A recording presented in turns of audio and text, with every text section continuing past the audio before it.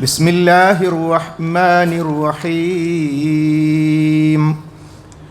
വളിരിബ് ലഹും മസലൽ ഹയാത്തിദ് ദുനിയാ കമാഇൻ അൻസൽനാഹു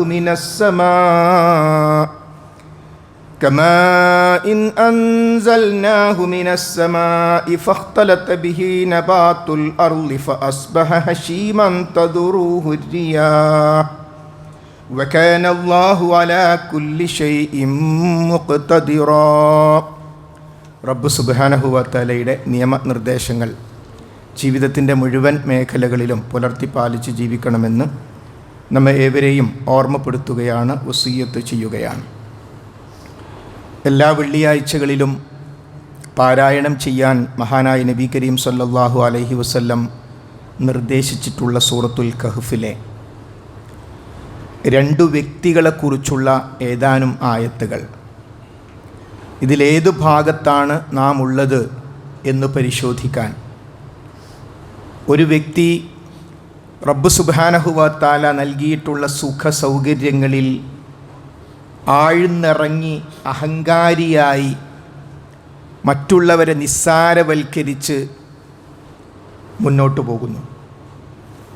അടുത്ത വ്യക്തിയാകട്ടെ, നീ അങ്ങനെ അഹങ്കരിക്കരുത്, റബ്ബിൻ്റെ ഭാഗത്തു നിന്നുള്ള ശിക്ഷ നമുക്ക് ഈ നിലപാട് സ്വീകരിച്ചാൽ നിനക്ക് വന്നുപെട്ടേക്കും എന്നൊക്കെ പറഞ്ഞ് ആ വ്യക്തിയെ തിരുത്താനും നമ്മുടെ ജീവിതം യഥാർത്ഥത്തിൽ ഇതല്ല എന്ന് മനസ്സിലാക്കി കൊടുക്കാനും ഒക്കെ പരിശ്രമിച്ചു കൊണ്ടിരിക്കുന്നു. വദഖല ജന്നതഹു വഹുവ ളാലിമുൻ ലിനഫ്സിഹി ഖാല മാ അളുന്നു അൻ തബീദ ഹാദിഹി അബദാ. സൂറത്ത് കഹ്ഫിലെ 35-ാമത്തെ ആയത്തിൽ അല്ലാഹു സുബ്ഹാനഹു വ തആല പറയുന്നു, അവൻ ആ തോട്ടത്തിലേക്ക് പ്രവേശിക്കുന്ന സന്ദർഭം സ്വന്തത്തോട് അതിക്രമം പ്രവചിച്ചുകൊണ്ട് അവൻ പറയുന്നു, ഇതൊരിക്കലും നശിക്കുമെന്ന് ഞാൻ കരുതുന്നില്ല. എനിക്ക് റബ്ബ് സുബ്ഹാനഹു വ തആല നൽകിയിട്ടുള്ള ഈ ദുന്യവിയായ ഈ അനുഗ്രഹമൊക്കെ നശിച്ചു പോകും, ഇല്ലാതായി പോകുമെന്നൊരിക്കലും ഞാൻ കരുതുന്നില്ല. മാത്രമല്ല വമാ അളുന്നു സ്സഅത ഖായിമത്തും വലഇ റുദിത്തു ഇലാ റബ്ബി ലഅജിദന്ന ഖൈറൻ മിൻഹാ മുൻഖലബാ. അതേപോലെ അന്ത്യസമയം വരും, ഈ പരലോകം വരും, അതൊന്നും ഞാൻ കരുതുന്നില്ല. ഇനി അഥവാ നിങ്ങളാ പറയുന്ന പരലോകത്തേക്ക് ഞാൻ മടക്കപ്പെട്ടാലോ അവിടെ ഞാൻ ഉത്തമനായിരിക്കും, പടച്ചോൻ അവിടെ എന്നെ പരിഗണിക്കും. അങ്ങനെ അഥവാ പരലോകം ഉണ്ടെങ്കിൽ തന്നെ ഞാൻ അവിടെയും അല്ലാഹു എന്നെ പരിഗണിക്കുന്ന രൂപത്തിൽ ഇങ്ങനെയുള്ള അഹങ്കാരത്തിൻ്റെ വർത്തമാനങ്ങളാണ് ആ വ്യക്തി പറയുന്നത്. അപ്പോൾ സുഹൃത്തു പറയുന്നു, ഖാല ലഹു സ്വാഹിബുഹു വഹുവ യുഹാവിറുഹു. അവനോട് സംവാദം നടത്തിക്കൊണ്ടിരിക്കുന്ന വ്യക്തി ആ വ്യക്തിയോട് പറയുന്നു, അകഫർത ബില്ലദീ ഖലഖക മിൻ തുറാബിൻ സുമ്മ മിൻ നുത്ഫത്തിൻ സുമ്മ സവ്വാക റജുലാ. മണ്ണിൽ നിന്നും അതേപോലെ പിന്നീട് ശുക്ലത്തിൽ നിന്നും ഇന്ദ്രിയത്തിൽ നിന്നും നിന്നെ സൃഷ്ടിച്ച, പിന്നീട് നിന്നെ ഒരു മനുഷ്യനാക്കി തീർത്ത ആ പടച്ചവനെ നീ അവിശ്വസിക്കുകയാണോ? നീ എന്ത് വർത്തമാനമായി പറയുന്നത്? നീ ഇവിടെ ഉണ്ടായിരുന്നോ? ആ ഇല്ലാത്തതെന്ന് മണ്ണ് നല്ലേ പടച്ചോൻ മനുഷ്യനെ സൃഷ്ടിച്ചത്, പിന്നീട് ബീജങ്ങളിലൂടെയല്ലേ അത് തുടർന്ന് വന്നത്. അങ്ങനെ നിസ്സാരനായ നിന്നെ സൃഷ്ടിച്ചൊരു മനുഷ്യനാക്കി മാറ്റിയ ആ പടച്ചോനെ നീ അവിശ്വസിക്കുകയാണോ? ലാകിന്നാ ഹുവല്ലാഹു റബ്ബി വലാ ഉശ്രികു ബിറബ്ബി അഹദാ. എൻ്റെ നിലപാട് ഞാൻ പറയാം. ഹുവല്ലാഹ്, അവൻ അല്ലാഹുവാകുന്നു, റബ്ബി, അവനാണ് എൻ്റെ റബ്ബ്, വലാ ഉശ്രികു ബിറബ്ബി അഹദാ, അവനിലേക്ക് ഞാൻ യാതൊന്നിനെയും പങ്കു ചേർക്കുകയില്ല. ആ റബ്ബായ പടച്ചോനെ മാത്രം ആരാധിച്ച് അവൻ നിശ്ചയിച്ച പരലോകത്തെ പ്രതീക്ഷിച്ചുകൊണ്ട് ഈ ലോകത്തോടുള്ള വീക്ഷണം സ്വീകരിക്കുക എന്നതാണ് എൻ്റെ നിലപാട് എന്ന് ആ വ്യക്തി ആ സംഭാഷണം തൊട്ടടുത്ത ആയത്തുകളിലൂടെ തുടർന്നു പോകുന്നു. 42-ാമത്തെ ആയത്തിൽ അല്ലാഹു സുബ്ഹാനഹു വ തആല അവർക്ക് സംഭവിച്ചിരിക്കുന്ന വിഷയം വിശദീകരിക്കുകയാണ്. വഹീത ബിസമരിഹി, അവൻ്റെ പല സമൃദ്ധി നാശത്താൽ വലയം ചെയ്യപ്പെട്ടു. റബ്ബിൻ്റെ ശിക്ഷ അവൻ്റെ ആ തോട്ടത്തിനെ വലയം ചെയ്തു. فأصبح يقلب كفيه على ما أنفق فيها വഹിയ ഖാവിയത്തുൻ അലാ ഉറൂഷിഹാ, ആ തോട്ടങ്ങൾ അവയുടെ പന്തലുകളോടെ വീണടഞ്ഞ് കിടക്കവേ അവൻ അവിടെ ചെലവഴിച്ചതിൻ്റെ കാര്യത്തിൽ നഷ്ടബോധത്താൽ കൈകടിക്കുന്നു. എന്തേ കാര്യം, ഞാൻ എത്രയോ സമയം അവിടെ ചെലവഴിച്ചല്ലോ, എത്രയോ അതൊക്കെ വെറുതെയായല്ലോ എന്ന് നശിച്ചു കിടക്കുന്ന തോട്ടത്തെ നോക്കിക്കൊണ്ട് ഈ അഹങ്കാരിയായ ധിക്കാരിയായ മനുഷ്യൻ പറയുന്നു, വയഖൂലു യാ ലൈതനീ ലം ഉശ്രികു ബിറബ്ബി അഹദാ, എൻ്റെ റബ്ബിനോട് പങ്കു ചേർക്കുന്നൊരവസ്ഥയല്ലായിരുന്നു ഞാനെങ്കിൽ എൻ്റെ നാശമേ എന്ന് ആ വ്യക്തി പറയുന്ന കാര്യം അല്ലാഹു സുബ്ഹാനഹു വ തആല നമുക്ക് പഠിപ്പിച്ചു തരുന്നു. അങ്ങനെ ഈ ലോകത്ത് തന്നെ ആ അഹങ്കരിച്ച വ്യക്തിക്കുള്ള നാശം അവൻ്റെ മുമ്പിൽ അല്ലാഹു സുബ്ഹാനഹു വ തആല കാണിച്ചു കൊടുത്തു. എന്നിട്ട് 43-ാമത്തെ ആയത്തിൽ അല്ലാഹു പറയുന്നു, വലൻ തകുല്ലഹു ഫിഅത്തുൻ യൻസുറൂനഹു മിൻ ദൂനില്ലാഹ് വമാ കാന മുൻതസിറാ, അല്ലാഹുവിന് പുറമെ ഒരു കക്ഷിയും അവന് സഹായം നൽകാനുണ്ടായില്ല. അവൻ പലരെയും പ്രതീക്ഷിച്ചു, അവൻ പലർക്കും ആരാധനകളും കാര്യങ്ങളൊക്കെ നൽകുന്നവനാണ്, പലരും തന്നെ സഹായിക്കാനുണ്ടാവുന്നൊക്കെ പ്രതീക്ഷിക്കുന്നുണ്ട്. വമ്പിച്ച സൗകര്യത്തിലാണ് ഞാൻ വിചാരിച്ചാൽ ഇവിടെ നടക്കാത്ത ഒന്നുമില്ല, അത്രയും ആധുനിക സൗകര്യങ്ങളൊക്കെ എൻ്റെ അടുത്തുണ്ടെന്നൊക്കെ അവൻ്റെ വിചാരം. പക്ഷേ അതൊന്നും അവിടെ ഒരു കക്ഷിയും ആ നാശം അങ്ങോട്ട് വന്നപ്പോൾ ഒരാളും സഹായിക്കാനുണ്ടായില്ല. വമാ കാന മുൻതസിറാ, അതിനെ അതിജയിക്കാൻ അവന് കഴിഞ്ഞില്ല.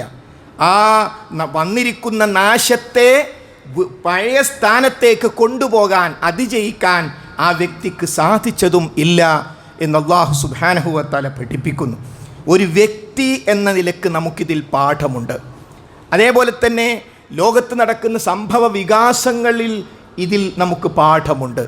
അഥവാ ധിക്കാരത്തിൻ്റെയും അഹങ്കാരത്തിൻ്റെയും നിലപാട് സ്വീകരിക്കുകയാണെങ്കിൽ വരാൻ പോകുന്ന അപകടം എന്താകും എന്ന് സൂറത്ത് കഹ്ഫിലെ തന്നെ 45-ാമത്തെ ആയത്തിൽ അല്ലാഹു സുബ്ഹാനഹു വ തആല പറയുന്നു, വളിരിബ് ലഹും മസലൽ ഹയാത്തിദ് ദുനിയ കമാഇൻ അൻസൽനാഹു മിനസ് സമാഇ ഫഖ്തലത ബിഹി നബാതുൽ അർളി ഫഅസ്ബഹ ഹശീമൻ തദറുഹു റിഹാ വകാന അല്ലാഹു അലാ കുല്ലി ഷൈഇൻ മുഖ്തദിറാ. അല്ലാഹു ഒരു ഉദാഹരണം പറയാണ്, ഇഹലോക ജീവിതത്തിൻ്റെ ഉദാഹരണം. ആകാശത്ത് അല്ലാഹു സുബ്ഹാനഹു വ തആല വെള്ളമിറക്കി, എന്നിട്ട് സസ്യങ്ങൾ ഇടകലർന്ന് വളർന്നു. എന്നിട്ട് എന്താ സംഭവിച്ചത്? താമസിയാതെ അത് കാറ്റുകൾ വന്ന് അത് പറത്തിക്കളയുന്ന തുരുമ്പാക്കി കളഞ്ഞു. മഴ അങ്ങോട്ട് പെയ്തു, സസ്യങ്ങളൊക്കെ ഉഷാറായി വളർന്ന് സന്തോഷിച്ച് നിൽക്കവേ പെട്ടെന്ന് കാറ്റ് വന്നിട്ട് അതിനെ പറത്തിക്കളഞ്ഞു. അതുപോലെയാകുന്നു ഇഹലോക ജീവിതം. റബ്ബ് സുബ്ഹാനഹു വ തആല എല്ലാറ്റിനും കഴിവുള്ളവനാകുന്നു. അമേരിക്കയിൽ നിന്ന് വലിയ ലോസ് ആഞ്ചലസ് പരിസര പ്രദേശങ്ങൾ മുഴുവൻ കത്തി അമരുമ്പോൾ നാം മനസ്സിലാക്കണം, തൊട്ടു മുമ്പുള്ള വർഷം അവർക്ക് ധാരാളം മഴ ലഭിച്ചിരുന്നു. അതുകൊണ്ട് തന്നെ ആ പ്രദേശത്ത് നന്നായി സസ്യങ്ങൾ വളർന്നു, മരങ്ങൾ ഇടതൂർന്ന് വളർന്നു. അതാണ് തീ വന്നപ്പോൾ ഇത്രയും ശക്തമായ തീയായി മാറാനുള്ള കാരണം. നിലവിൽ അവിടെ ധാരാളം പുല്ലുകളുണ്ടായിരുന്നു, മരങ്ങളുണ്ടായിരുന്നു, ചെടികളുണ്ടായിരുന്നു എന്നതാണ്. അവിടെയുള്ള ആളുകളൊക്കെ മുമ്പ് നമ്മുടെ നാട്ടിലുള്ളതുപോലെ അവർ ഭിത്തികളിൽ ഉപയോഗിക്കുന്നത് മരങ്ങളാണ്. വീട് നിർമ്മാണത്തിന് ധാരാളമായി അവർ ഉപയോഗിക്കുന്നത് മരങ്ങളാണ്. അത് അവിടുത്തെ രീതിയാണ്. അപ്പോൾ അതാണ് കത്തി നശിക്കാൻ കാരണമായി തീർന്നത്. അപ്പോൾ അമേരിക്കയിലുണ്ടായത് അള്ളാഹുവിൻ്റെ ശിക്ഷയാണോ പരീക്ഷണമാണോ എന്ന് ഉറപ്പിച്ചു പറയാൻ എനിക്കും നിങ്ങൾക്കും സാധ്യമല്ല. അത് വഹയുള്ള പ്രവാചകന്മാർക്ക് മാത്രമേ സാധ്യമാകൂ. എന്നാൽ വിശുദ്ധ ഖുർആൻ അല്ലാഹു സുബ്ഹാനഹു വ തആല റബ്ബിൻ്റെ ശിക്ഷ വന്നു ഭവിക്കാൻ കാരണമായി തീരുന്ന ഒട്ടേറെ വിഷയങ്ങൾ നമ്മളെ പഠിപ്പിക്കുന്നത് ഈ സന്ദർഭത്തിൽ പഠിക്കാൻ നമുക്ക് താല്പര്യമുണ്ടാകേണ്ടതുണ്ട്. സൂറത്ത് ഫാത്തിറിൽ 35-ാമത്തെ അധ്യായത്തിലെ 43-ാമത്തെ ആയത്തിൽ റബ്ബിൻ്റെ സന്ദേശങ്ങൾ വരുമ്പോൾ അതിനോട് അകൽച്ച പാലിക്കുകയും ഇസ്ലാമിനെ, അള്ളാഹുവിൻ്റെ ദീനിനെ നിസ്സാരമാക്കുകയും ചെയ്യുന്ന അവസ്ഥയെക്കുറിച്ച് പറയുന്നുണ്ട്. എന്നിട്ട് അല്ലാഹു സുബ്ഹാനഹു വ തആല പറയുന്നു, ഇസ്തിക്ബാറൻ ഫിൽ അർള് അവർ ഭൂമിയിൽ അഹന്ത നടിച്ചു. ഞങ്ങളല്ലാതെ ആര്, ഞങ്ങളാണ് എല്ലാം എന്ന അഹന്തയിലേക്ക് അവർ എത്തി. ദുഷിച്ച തന്ത്രങ്ങൾ, മനുഷ്യന്മാരോട് പറയാൻ പറ്റാത്ത രാത്രിയുടെ ഇരുളിൻ്റെ മറമ്പിലുള്ള തന്ത്രങ്ങൾ അവർ പ്രയോഗിച്ചു.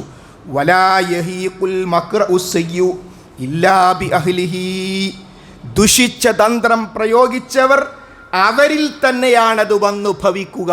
റബ്ബ് പറയാണ്, ആരെങ്കിലും നശിപ്പിക്കാൻ വേണ്ടി ദുഷിച്ച തന്ത്രങ്ങൾ പ്രയോഗിച്ചാൽ ആ പ്രയോഗിച്ചവരിൽ തന്നെയാണ് അത് വന്ന് ഭവിക്കുക എന്ന് അല്ലാഹു സുബ്ഹാനഹു വ തആല നമുക്ക് പഠിപ്പിച്ചു തരുന്നു. വമാ കാന അല്ലാഹു ലിയുഅ്ജിസഹു മിൻ സയ്യിൻ ഫിസ് സമാവാതി വലാ ഫിൽ അർള്.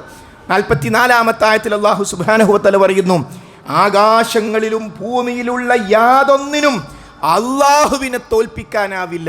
എന്താധുനിക സംവിധാനങ്ങൾ ഉണ്ടെങ്കിലും അമേരിക്കയിൽ അടുത്ത വർഷങ്ങളിൽ വരാനിരിക്കുന്നത് ഇന്നതൊക്കെയാണ് എന്ന് അവർ വാന നിരീക്ഷണം നടത്തി, പ്രകൃതി നിരീക്ഷണം നടത്തി അവർ പറഞ്ഞു ഇന്നതൊക്കെയാണ് വരാനിരിക്കുക. പക്ഷേ വന്നതിനെ ഒന്ന് തടയാൻ പോലും സാധിക്കാതെ ലോകത്ത് ചോദ്യചിഹ്നമായി ആ ഭരണകൂടത്തിന് നിലനിൽക്കേണ്ടി വന്നതിൽ നിന്നും വലിയ പാഠങ്ങൾ അവർക്കുമുണ്ട്, നമുക്കുമുണ്ട്. റബ്ബ് സുബ്ഹാനഹു വ തആലയെ തോൽപ്പിക്കാൻ ആർക്കും സാധ്യമല്ല. അക്രമങ്ങൾ കാരണത്താൽ ഗസയിലെ വീടുകളുടെ അവസ്ഥ എന്താണോ അതേ അവസ്ഥയിൽ, ആ വിലാപം എന്താണോ അതേപോലെ വിലപിക്കേണ്ടുന്ന ആ ഗസയിലെ ആളുകളെ നശിപ്പിച്ച് കളയണമെന്ന് പറയുന്ന വ്യക്തി പോലും ചാനലുകൾക്ക് മുമ്പിൽ വന്ന് വിലപിക്കുന്ന അവസ്ഥ വരുമ്പോൾ അനുഭവിച്ചോട്ടെ എന്നല്ല, മറിച്ച് അതിൻ്റെ പിന്നിലുള്ള പാഠം ഉൾക്കൊള്ളാൻ അവർക്ക് സാധിച്ചില്ലല്ലോ എന്നും നമ്മൾക്കൊക്കെ അതിൽ വലിയ പാഠങ്ങളുണ്ടെന്നും. അതെ, നമ്മുടെ കുടുംബത്തിൽ പാവപ്പെട്ടവരുണ്ടെങ്കിൽ തിരിഞ്ഞു നോക്കാതിരിക്കുക, പാവപ്പെട്ടവരെ നിസ്സാരമാക്കി തള്ളിക്കളയുക. ഇതേപോലെയുള്ള നിലപാട് നമ്മുടെ ജീവിതത്തിൽ സ്വീകരിക്കുമ്പോഴും നാം വിചാരിക്കണ്ട നമ്മളെ അള്ളാഹു അങ്ങ് ആദരിച്ച് കളയുമെന്ന്. അതുകൊണ്ട് വ്യക്തിക്കും നാടിനും ഭരണകൂടത്തിനുമെല്ലാം ഇതിൽ വലിയ പാഠങ്ങളുണ്ട്. ആ പാഠങ്ങൾ ഉൾക്കൊണ്ടുകൊണ്ട് ലഅല്ലഹും യർജിഊൻ എന്നാണ് വിശുദ്ധ ഖുർആൻ വലിയ ശിക്ഷയ്ക്ക് മുമ്പ്, അഥവാ നരകമാകുന്ന ഭീകരമാകുന്ന ശിക്ഷയ്ക്ക് മുമ്പ് ചെറിയ ശിക്ഷകളെ കൊണ്ട് നാം നിങ്ങളെ പരീക്ഷിക്കും എന്ന് അല്ലാഹു സുബ്ഹാനഹു വ തആല പറയുന്നുണ്ട്. അത് പറയാനുള്ള എന്നിട്ട് അല്ലാഹു പറയുന്നു ലഅല്ലഹും യർജിഊൻ, അവർ മടങ്ങിയേക്കാം. ആ വലിയ അപകടത്തിൽ നിന്ന് രക്ഷപ്പെടാൻ ഈ ചെറിയൊരു ശിക്ഷ അവരിലേക്ക് വരുമ്പോൾ അന്ന് പാഠം പഠിച്ചുകൊണ്ട് അവർ മടങ്ങിയേക്കാം. ഒരുപക്ഷേ നമസ്കാരമില്ലാതെ, നോമ്പില്ലാതെ, ദീനില്ലാതെ ഒരൊറ്റ ആക്സിഡൻറ്റ് തോടയെല്ലാം അങ്ങോട്ട് പൊട്ടിപ്പോയി, അങ്ങനെ വിചാരിക്കുക. ആ വ്യക്തി മനസ്സിലാക്കേണ്ടത് ഇത് എനിക്കുള്ള പരീക്ഷണമാണ്. അപ്പോൾ ബാങ്ക് ഇങ്ങനെ കൊടുക്കുന്നുണ്ട്, ഞാൻ കേൾക്കുന്നുണ്ട്, ഉറങ്ങാൻ എനിക്ക് ആഗ്രഹമുണ്ട്, പക്ഷെ ഉറക്കം കിട്ടുന്നില്ല, അമ്മാതിരി വേദനയാണ്.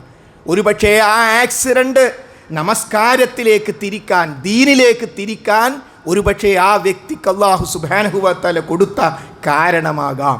അതുകൊണ്ട് വ്യക്തികളിലേക്ക്, സമൂഹങ്ങളിലേക്ക് ചിന്തിച്ച് ഇവിടെ ഒരുവരും ഒരു കൂട്ടരെ ഒന്നുമല്ലാതാക്കുമ്പം എല്ലാം ഉള്ളവരെ ഒന്നുമില്ലാതാക്കാൻ റബ്ബിനൊരു നിമിഷം മതി എന്ന വലിയ പാഠം ഇതിലുണ്ട്. അതുകൊണ്ട് വലിയ ശിക്ഷ, ഈ തീ സഹിക്കാൻ, അതിൻ്റെ അടുത്ത് നിൽക്കാൻ നമുക്ക് സാധ്യമല്ലെങ്കിൽ നാറുല്ലാഹിൽ മൂഖദ, അല്ലാഹുവിൻ്റെ തീ, അല്ലദീ തത്തലിഉ അലൽ അഫ്ഇദ, ഹൃദയങ്ങളിലേക്ക് കയറി പടർന്ന് പിടിക്കുന്ന അള്ളാഹുവിൻ്റെ തീ. മുഹമ്മദ് മുസ്തഫ നബി കരീം സ്വല്ലല്ലാഹു അലൈഹി വസല്ലം പഠിപ്പിച്ചല്ലോ, ഈ ലോകത്തുള്ള തീയിൻ്റെ 69, മറ്റൊരു ഹദീസിൽ 70 ഇരട്ടി, അതാണ് നരകത്തിലെ തീ എന്ന് പറയുന്നത്. ഈ തീയെ സൃഷ്ടിച്ച റബ്ബിന്, കത്തിജ്വലിക്കുന്ന സൂര്യനാകുന്ന തീഗോളത്തെ സൃഷ്ടിച്ച റബ്ബിനാണോ സഹോദരന്മാരെ, സഹോദരിമാരെ, നരകത്തെ സൃഷ്ടിക്കാൻ പ്രയാസം? അതുകൊണ്ട് നരകം സത്യമാണ്, സ്വർഗം സത്യമാണ്, ഖുർആൻ സത്യമാണ്. വിശുദ്ധ ഖുർആൻ ശിക്ഷകളെക്കുറിച്ച് നൽകുന്ന സൂചനകളുണ്ട്. ആ സൂചനകളുടെ ആയത്തുകൾ മാത്രം പരിശോധിച്ചു നോക്കിയാൽ നമ്മിലേക്ക് തിരിച്ചു വരാനും ആവശ്യമായ മാറ്റങ്ങൾ ജീവിതത്തിൽ വരുത്താനും നമുക്ക് സാധിക്കും. റബ്ബ് സുബ്ഹാനഹു വ തആല നമ്മെ ഓരോരുത്തരെയും അനുഗ്രഹിക്കുമാറാകട്ടെ.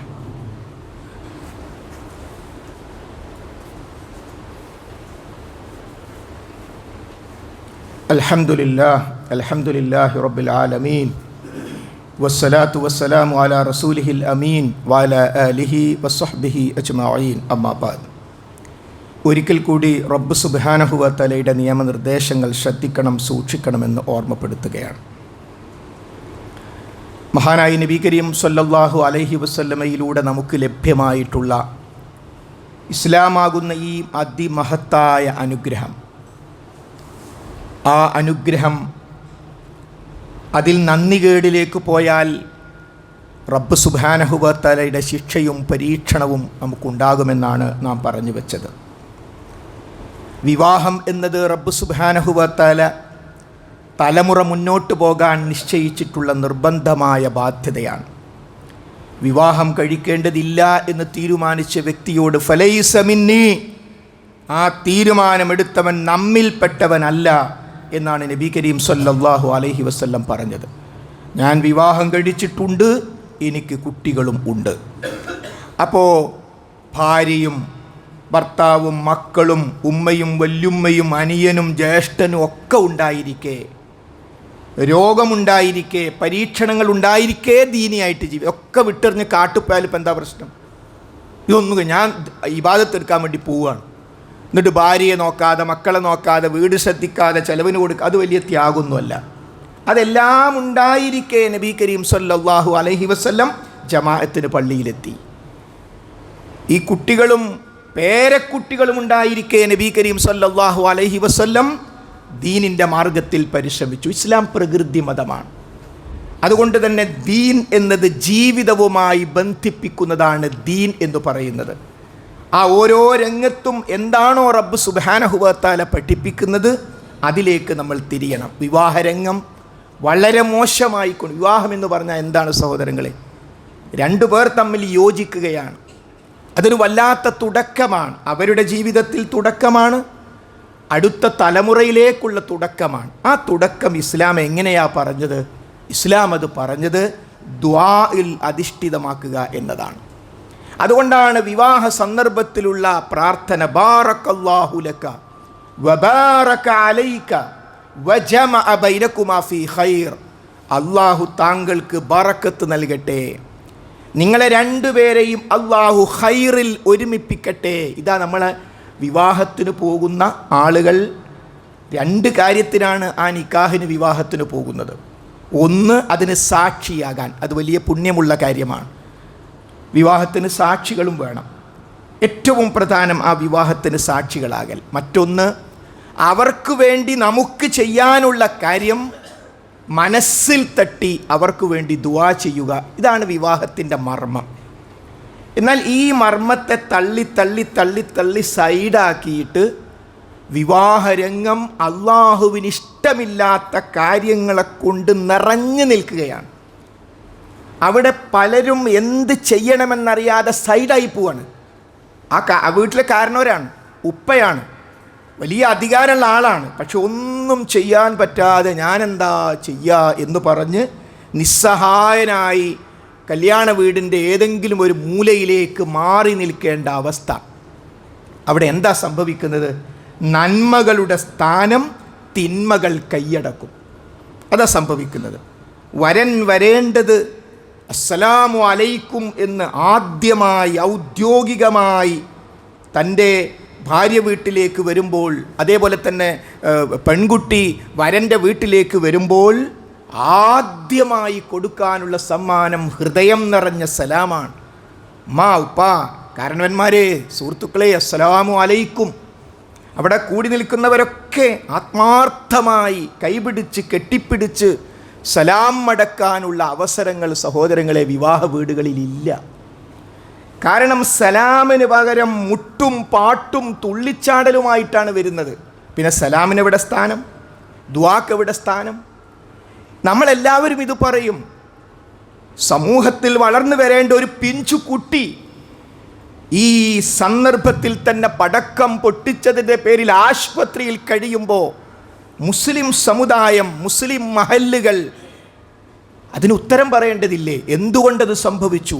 അങ്ങനെ ഒരു പടക്കം പൊട്ടിക്കൽ ഇസ്ലാമിൽ ഉണ്ടെങ്കിൽ അത് പെരുന്നാളിനുണ്ടാവും. സന്തോഷിക്കാൻ പറഞ്ഞ ദിവസമാണ് 2 പെരുന്നാളുകൾ. നോമ്പ് നോക്കൽ ഹറാമാക്കിയ ദിവസമാണ്. റസൂലുള്ളയുടെ വീട്ടിൽ വെച്ച് ചെറിയ കുട്ടികൾ പാട്ടുപാടിയപ്പോൾ അത് അനാദരവാകുമെന്ന് കണ്ടപ്പോൾ അബൂബക്കർ സിദ്ദീഖ് റളിയല്ലാഹു അൻഹു ഏയ് പാടല്ലേ, റസൂലുള്ള വരുന്നു. റസൂലുള്ള പറഞ്ഞു കുട്ടികളെ വിട്, ഇത് പെരുന്നാളല്ലേ, കുട്ടികൾ സന്തോഷിക്കട്ടെ. അതിൻ്റെ അർത്ഥം എന്താ സഹോദരങ്ങളെ? നമ്മുടെ വീട്ടിലൊരു വിവാഹം നടക്കുമ്പോൾ, ഒരു സന്തോഷം നടക്കുമ്പോൾ പാട്ട് പാടാമെന്നതിൻ്റെ അർത്ഥം. ആര് പാടണം? അത് ദുർവ്യാഖ്യാനം ചെയ്യും. കല്യാണ വീട്ടിൽ പാട്ടുപാടി ഹദീസിൽ ആര് പാട്ടുപാടി? 3-ാം ക്ലാസ്സിലും 4-ാം ക്ലാസ്സിലും 6-ാം ക്ലാസ്സിലും 7-ാം ക്ലാസ്സിലും നമ്മുടെ കുട്ടികളില്ലേ, ആ കുട്ടികളൊന്നായിട്ട് നിരന്നിട്ട് ഇനി സംഘഗാനം പാടി, മോനൊരു പാട്ട് പാടി, ചെറിയൊരു ബോക്സൊക്കെ വെച്ച് എല്ലാവരും ഇങ്ങനെ പാട്ട് ആസ്വദിക്കുക. കുട്ടികളൊക്കെ ആയിട്ട് മാറ്റി നിർത്തിയിട്ട് വലിയ കുട്ടികളൊക്കെ ഉള്ള പെണ്ണുങ്ങൾ വന്ന് തുള്ളിച്ചാടാൻ അത് തെളിവാക്കിയത്. അവിടെ അബദ്ധം. പാട്ടുണ്ട്, കുട്ടികൾ പാട്ട് പാടട്ടെ, സന്തോഷ സന്ദർഭമല്ലേ. അപ്പോൾ ഇസ്ലാമിലുണ്ട്. ഇസ്ലാം എന്ന് പറഞ്ഞാൽ കല്യാണം എന്ന് പറഞ്ഞാൽ ആകെ ഒരു വിഷമം ഉണ്ടാക്കേണ്ട ദിവസമല്ല, സന്തോഷിക്കേണ്ട ദിവസമാണ്, സന്തോഷിക്കേണ്ട രൂപത്തിൽ. അപ്പോൾ ഒരു പെരുന്നാൾ ദിവസം പോലും ഇസ്ലാമിൽ പടക്കമില്ലെങ്കിൽ ആ പടക്കം എന്നത് മറ്റുള്ളവരുടെ ആരാധനകളുമായി ബന്ധപ്പെട്ട വിഷയമാണ്. അത് ഇസ്ലാമിൽ ഇല്ല. ഉണ്ടെങ്കിൽ അത് റസൂലുള്ളാഹി സ്വല്ലല്ലാഹു അലൈഹി വസല്ലം പഠിപ്പിക്കുമായിരുന്നു. അത്തരം കാര്യങ്ങളെ കൊണ്ട് ഇസ്ലാമിലെ വിവാഹമാകുന്ന പുണ്യകർമ്മം വലയം ചെയ്തു നിൽക്കുമ്പോൾ അത് എനിക്കും പറയാം, നമുക്ക് എല്ലാവർക്കും പറയാം. പരിഹാരം പറയൂ. ഇത് ഇല്ലാതാക്കാൻ എന്ത് ചെയ്യാൻ പറ്റും? ഇന്ന് ജുമഅക്ക് പങ്കെടുത്ത നമ്മുടെ എല്ലാവരുടെയും വീടുകളിൽ ഇത് ഇല്ലാതാക്കാൻ കഴിയും. ഒറ്റ കാര്യമുള്ളൂ, നമ്മൾ തീരുമാനിക്കുക. എന്തൊക്കെ നെഗറ്റീവുകൾ, ഇബ്ലീസ് ഏതൊക്കെ രൂപത്തിൽ വിവാഹ സ്ഥലത്തേക്ക് വരാം, അതാദ്യം കാണുക. അപ്പോൾ ആ കല്യാണത്തിൻ്റെ മറ്റേ വീട്ടുകാരോട് പറയണം അങ്ങനെ ഒരു സാധ്യത ഉണ്ട്, അതുകൊണ്ട് ഈ തുള്ളിച്ചാട്ടവും കാര്യമൊക്കെ ഉണ്ടെങ്കിൽ ഇവിടെ അത് നടക്കൂല. അപ്പോൾ നമ്മളൊന്ന് കൂടിയിരിക്കണം. എന്തെല്ലാം കാര്യത്തിന് കൂടിയിരിക്കും, എത്ര ഭക്ഷണം വേണം, എത്ര ആൾ വരും, എത്ര വേണം വന്നോളി, എണ്ണം ഇങ്ങോട്ട് പറഞ്ഞാൽ മതി, ഒക്കെ പറയലില്ലേ. ഇക്കൂട്ടത്തിൽ നമ്മുടെ വിവാഹത്തിന് റബ്ബിൻ്റെ ബറക്കത്ത് നഷ്ടപ്പെട്ടു പോകാൻ കാരണമായി തീരുന്ന എന്തെല്ലാം അബദ്ധങ്ങൾ വരാം, ഒന്ന് ലിസ്റ്റ് ചെയ്യൂ. അതെങ്ങനെ നടപ്പാക്കാം? അപ്പം അവിടെ കാരണവർ കാണും. കുട്ടികൾമാർ ഒറ്റ വാക്ക് പറഞ്ഞാൽ മതി. ചില വീട്ടിൽ ഭക്ഷണം വിളമ്പണമെങ്കിൽ കാരണവർ പറയണം. ഓ എന്താ സ്ഥാനം, കാരണവരെ സമ്മതം കിട്ടിയില്ല എന്നാ ഭക്ഷണം വിളമ്പാൻ. ആ സ്ഥാനം ഇവിടേക്ക് ഇങ്ങോട്ട് ഉപയോഗിക്കണം, അത് മാറിക്കാൻ പറയും. അങ്ങനെ 4 ആൾ 4 വീട്ടിൽ പറഞ്ഞാൽ ശരിയാകും. അതുകൊണ്ട് സഹോദരി സഹോദരന്മാരെ, നമ്മുടെ മുമ്പിലേക്ക് വന്നിട്ടുള്ള പിഞ്ചു കുഞ്ഞ് ജീവിതത്തെ, അവൻ്റെ അവയവങ്ങളെ ബാധിക്കുന്ന രൂപത്തിലൊരു വിവാഹ വീട്ടിൽ, മുസ്ലിം വിവാഹ വീട്ടിൽ സംഭവിച്ചിട്ടുണ്ടെങ്കിൽ അത് പാഠമാക്കി എടുത്തുകൊണ്ട് തിരുത്തൽ നടപടികളുമായി ആദ്യം വ്യക്തികൾ, ഉപ്പമാർ, ഉമ്മമാർ, വിവാഹം ആരുടേതാണോ ആ വ്യക്തികൾ, വരൻ വധു തീരുമാനിക്കണം. അതേപോലെ മഹല്ല് കമ്മിറ്റികൾ തീരുമാനിക്കണം. അങ്ങനെ അഹ്ലുസുന്നത്തി വൽ ജമാഅത്തിൻ്റെ യഥാർത്ഥ വിവാഹത്തിലേക്ക് തിരിച്ചു പോകാൻ നമുക്ക് സാധിക്കണം. റബ്ബ് സുബ്ഹാനഹു വ തആല തൗഫീഖ് ചെയ്യുമാറാകട്ടെ.